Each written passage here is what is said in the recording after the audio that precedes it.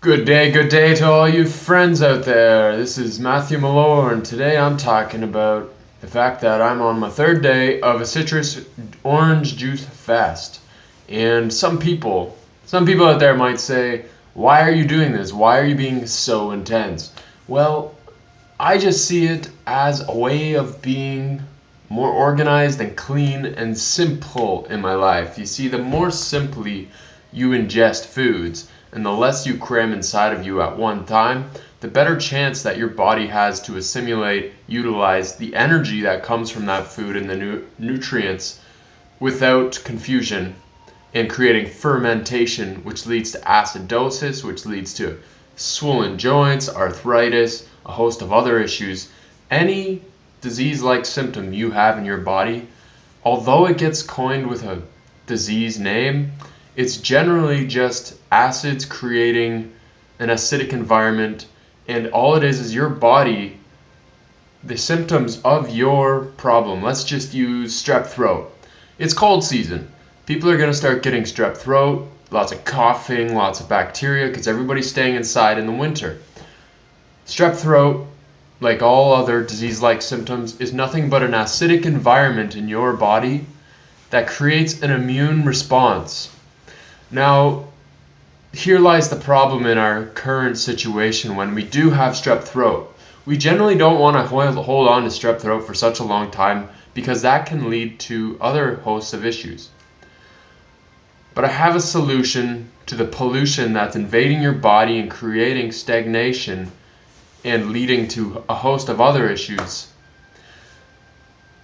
The answer, or the resolve that you could be searching for, would imply that you're not happy with taking antibiotics.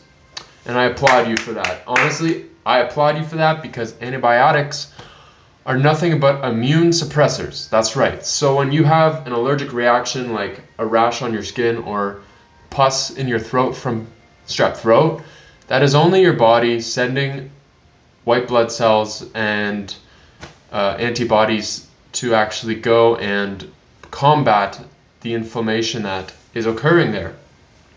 But what antibiotics does is it completely suppresses those immune responses that are trying to help you, and in the process the disease-like symptoms vanish because the immune response has been exhausted or completely distinguished. Kind of like if you were to take, there was a fire and you took an extinguisher and put it out.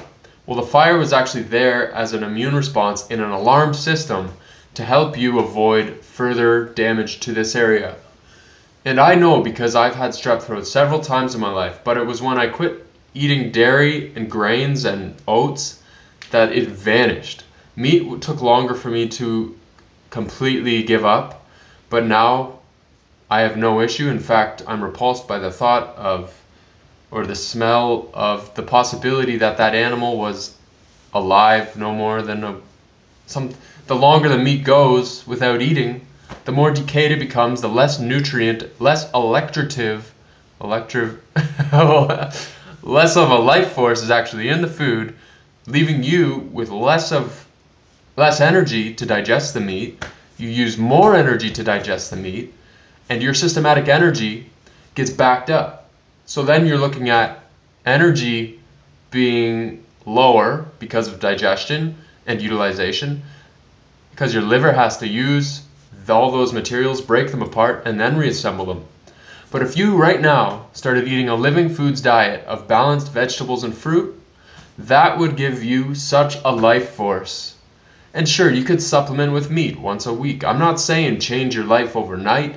I'm saying take a transitionary level to the comfort and experiment with the energies that you experience from indulging in a diet that is not dead, cooked, fatty, slow, stagnant, no life, and a bunch of other problems that goes along with it from the results. Because trust me, I've lived that life and I've not wanted to go back, but that's another story. I want you to take into consideration that doing a monofruit diet is not recommended if you are a beginner, because what it can do is really take a toll on your body if it's extremely toxic. The more toxic you are, the more of a detoxification crisis you will occur and you will experience. So what I'm trying to tell you here is, don't think that you can just jump into this and you're all of a sudden going to be at the top of the mountain, because trust me, I've been at this for 3 or 4 years, and initially I had extreme amounts of power and energy and muscle tone, and I looked better than I've ever looked, felt better than I ever felt, had more energy, more strength, more clarity, more memory, and that was because I was on a balanced vegetable, fruit, green juice, and greens, and sprouts and nuts, sprouted nuts, and living a very balanced diet, and I was intensely powerful from that. But that does not clean out the body. That is not true detoxification. That isn't going to move your lymph at the same rate at which eating high electrical value fruits, berries, and melons will move your lymph, which leads to the detoxification process at the highest caliber through the electrical value and the astringent properties and flavonoids of the tannins of certain fruits. Not only that, the actual electrical energy, check out the word angstroms. It's the electrical value of any food. And that's what I wanted to talk about today. Please like my channel, subscribe to my YouTube, like me on Facebook, leave a comment below and ask me a question. I have a question for you. What is it that you find is the most difficult part of stepping into a raw food or living food, eating more living foods? What's difficult about that for you? What kind of challenges do you run into? So please just leave a comment, and I'd love to comment as soon as I can. And take care of yourself and love one another, because we are all on this island of Earth together. And I